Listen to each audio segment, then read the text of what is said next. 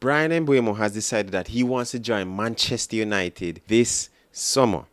Now, according to David Ornstein of The Athletic, Bryan Mbeumo has decided he wants to join Manchester United, and the Old Trafford club is set to open talks with Brentford as they pursue an agreement to sign the forward this summer. This is amazing news. This is a great deal. Now, there are a few key points. The first one being the attacking threat. Manchester United need an attacking threat.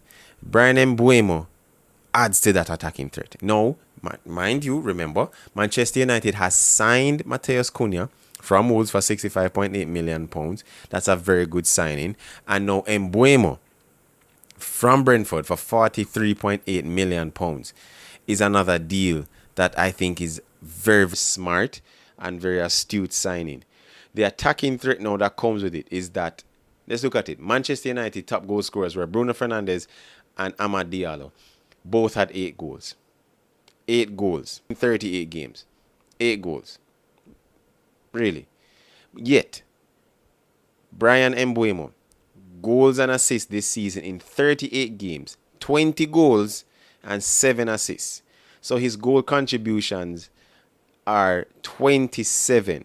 He has contributed 27 goal contributions towards Brentford scoring. Last season, which would be 23-24, he had 15 goal contributions, 9 goals, 6 assists in 25 games.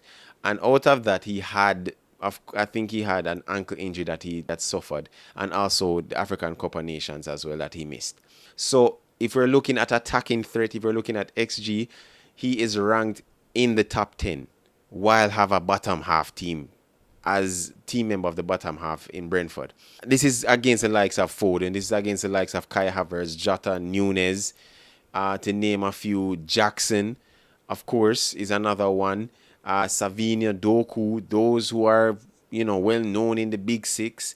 Dominic Solanke as well is another one. But yet he is ranked in the top 10, I believe closer, probably top 7, top 5. He's that good. He was the number 4. He was number 4 in goal scoring this season. That is a very needed upgrade for Manchester United, and that's very good. Listen, I'm not a Manchester United fan. I'm a Liverpool fan, and the fact that Liverpool were linked with him, it goes to show the quality player that Manchester United are about to acquire. That's the kind of player. Mind you, he's also rejected the likes of Arsenal. He's rejected the likes of Newcastle and Tottenham, and preferred destination, personal preference, to go to Manchester United. Again, that's a very good deal and a very good signing to have. That's a very good sign. I have to tip my hat off to Manchester United for getting it done and seeing how quickly they have gotten the Cunha's deal done as well. That also speaks volume to what the ownership in Ineos are trying to accomplish. Now, if you're looking at how is it going to work with the other players, kind reminder that Alejandro Garnacho is about to leave. He has been linked with the likes of Napoli.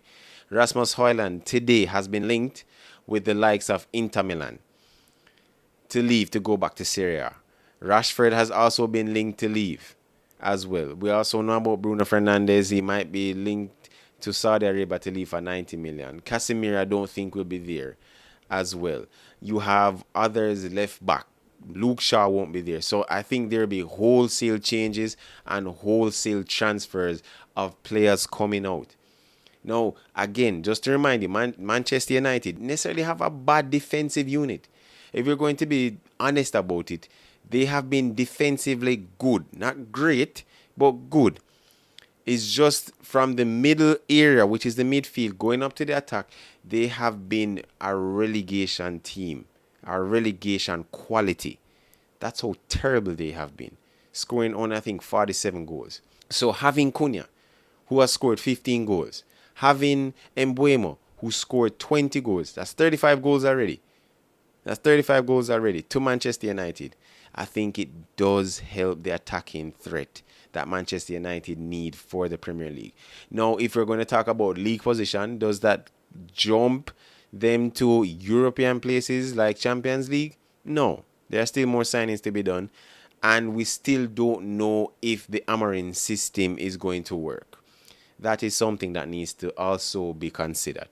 But with Manchester United not playing any European matches for the entire season, it gives Mbeumo and the new signing, in fact, it gives the entire team time to integrate into what Amorim is looking to do with the 3-4-2-1 system that he wants to play. It also shows that signing Mbeumo, you're getting a player who wants to defend. You're getting a player who is willing to put his body on the line. In many matches, putting his heart out for the team, ensuring that it shows a level of passion, it shows a level of commitment to the team that he's playing for. And I think Manchester United again are getting that great of a player that is willing to put his body on the line. How many Manchester United players can we think of that we can name off the bat are willing to put their bodies on the line for Manchester United to negate the opposition from scoring?